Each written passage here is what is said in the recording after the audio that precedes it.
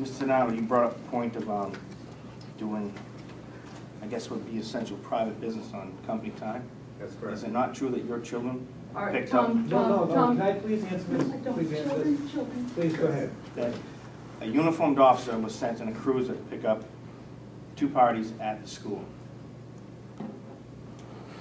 Is that the, when was that? When did that occur? You know, it's a small town. I heard about it. Okay, let me defend myself, okay? Just give it to me.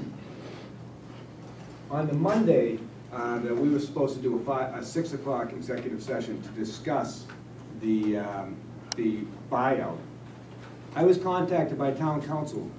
Town council told me that there was an incident that occurred, that there was an investigation. And he said to me that there was an allegation that my wife was paid for overtime when she didn't work.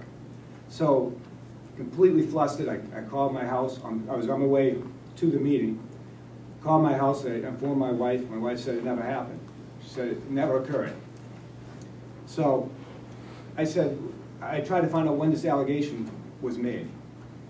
I asked my wife, are you sure? Yes, I'm sure. How do you know? Chris, don't you remember the town manager conducted an audit of all the books and records the week after my wife left the Duxbury Police Department.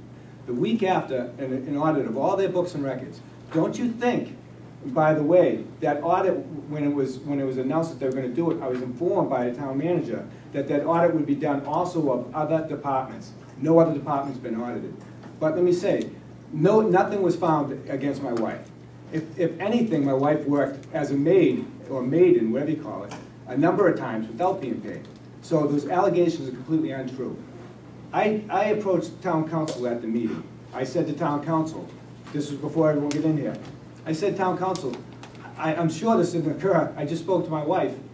And why would this be the emergency meeting? Why would this be the emergency investigation? Why would this involve my family? Why would they attack my family?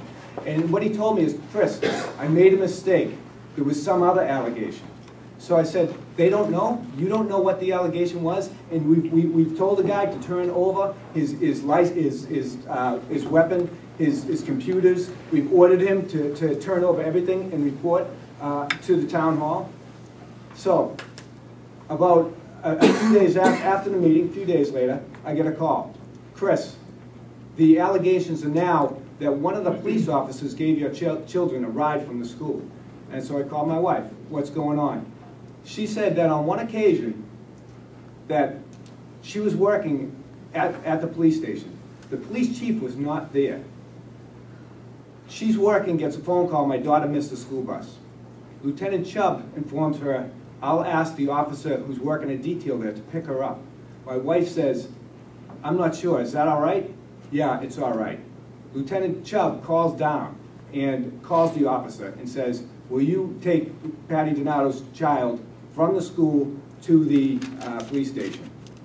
I'm told this is a common practice. Unfortunately, for the people who have set out these allegations, my daughter refused to get in the police car because she didn't know who the officer was.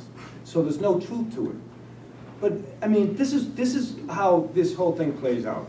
My family's brought in. And you want to know why that was brought up? So that I couldn't vote on certain issues with the police chief now that all this information is coming out. It's an attempt to attack me and my family, so I have to recuse myself. And that's the truth.